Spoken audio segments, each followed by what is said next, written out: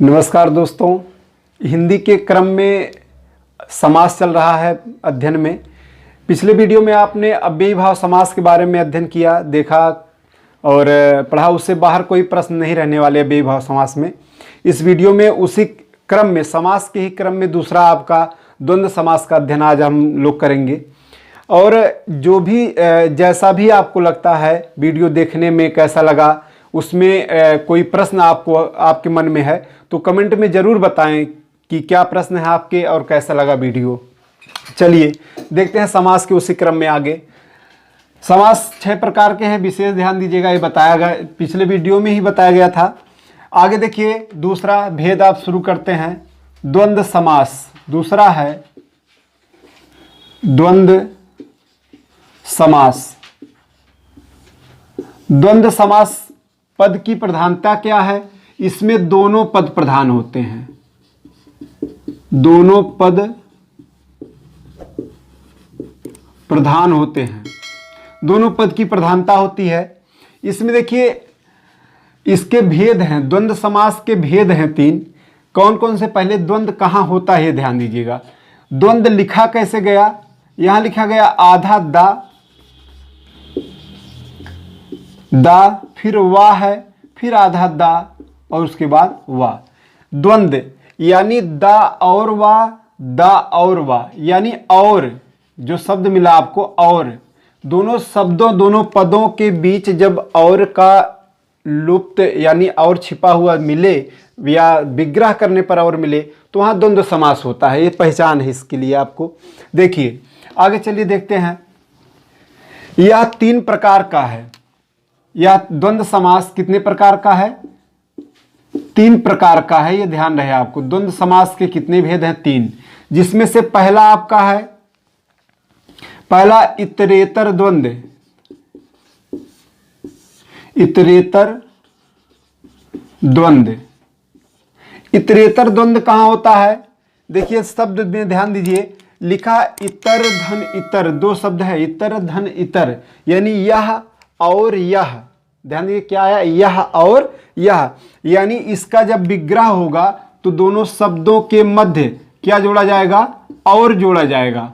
जैसे उदाहरण देखिए, 2-3 उदाहरण देखेंगे आप समझ जाएंगे। जैसे लिखा गया माँ बाप, या गाय बैल। ओह, 1 मिनट गलती हो गई। माँ बाप, आगे देखिए गाय बैल, और जैसे स्त्री पुरुष। आगे जैसे और उदाहरण है, जैसे लिखा गया इधर उधर, और जैसे लिखा गया सीधा नहीं, तन मन धन। ये देख लिए। और इस जैसे लिखा गया माता पिता। इतने में देखिए आप, लिखा गया इतरेतर द्वंद्व। इतरेतर द्वंद्व विग्रह में और आपको मिलेगा। इतर यानी यह भी और यह भी, एकदम आसान है। माँ बाप, जब इसका विग्रह होगा तो विग्रह करते समय लिखा जाएगा माँ और बाप। आगे लिखा गया गाय बैल, विग्रह गाय और बैल। आगे आपका है स्त्री पुरुष, स्त्री और पुरुष। इधर उधर, इधर और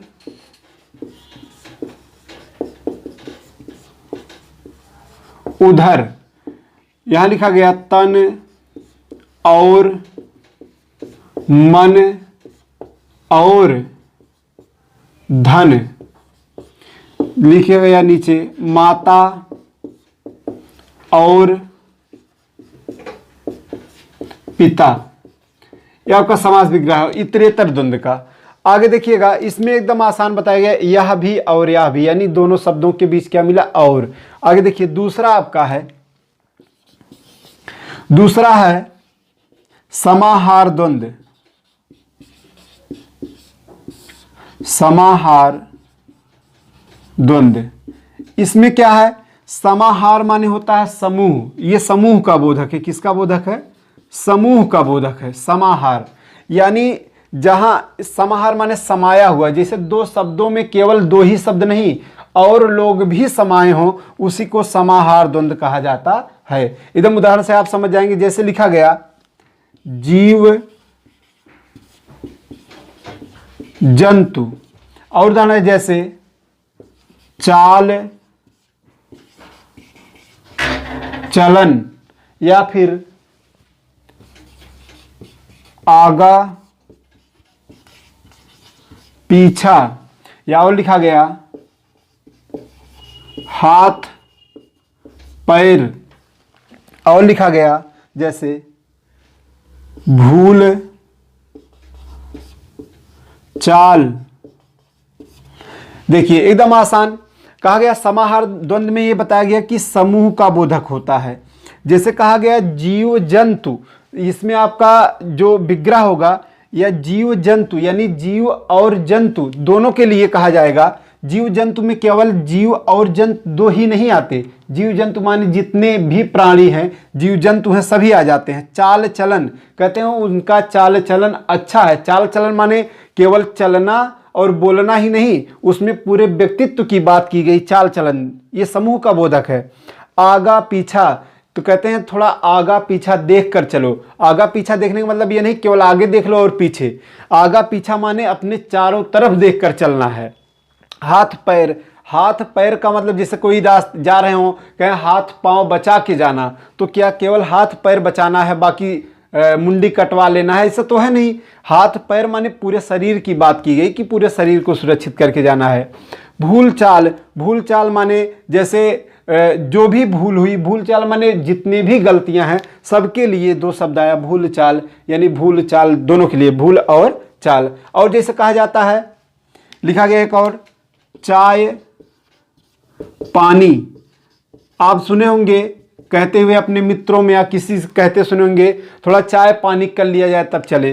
क्या चाय पानी के समय केवल और केवल चाय और पानी ही रहता है? नहीं, चाय पानी का मतलब होता है थोड़ा सा नाश्ता, यानी इसके साथ और कुछ सामग्री हो सकता है, खाने वाली वस्तु। तो चाय पानी एक समूह का बोधक है, इसीलिए इसे समाहार द्वंद्व कहा जाता है। आगे देखिए, आगे लिखा गया इसका विग्रह करते समय आदि जोड़ा जाता है। जैसे जीव जंतु, तो जीव जंतु आदि समास विग्रह इस प्रकार से होता है। चाल चलन, चाल चलन आदि इस प्रकार से विग्रह होगा। आगा पीछा, आगा पीछा आदि इस प्रकार से, यानी समूह का बोधक है। हाथ पैर, हाथ पांव आदि, भूल चाल आदि, चाय पानी आदि, यानी सब में विग्रह करते समय आदि जोड़ा जाता है। तो परीक्षा में आपको विग्रह तो करना नहीं, लेकिन केवल इतना जानते रहें आप, जो समूह का बोधक हो उसे समाहार द्वंद्व कहा गया है। बहुत कम पूछा जाता है द्वंद्व के भेद परीक्षाओं में, लेकिन फिर भी आप जाने रहें, कभी पूछे तो गलती ना हो। देखिए आगे है, एक और है द्वंद्व समास में, आखिरी है वैकल्पिक द्वंद्व। तीसरा है वैकल्पिक द्वंद्व। शब्द से ही आप जान जाएंगे, लिखा है वैकल्पिक यानी विकल्प। जब दो में से दो शब्द, तो द्वंद्व समास में दो पद हैं, दोनों में से किसी एक को चुनने की बात हो तो वहां वैकल्पिक द्वंद्व होता है, और इसके विग्रह में या लगाया जाता है। क्या लगाया जाता है? या। जैसे लिखा गया पाप पुण्य, हार जीत, भला बुरा, या और लिखा गया सुख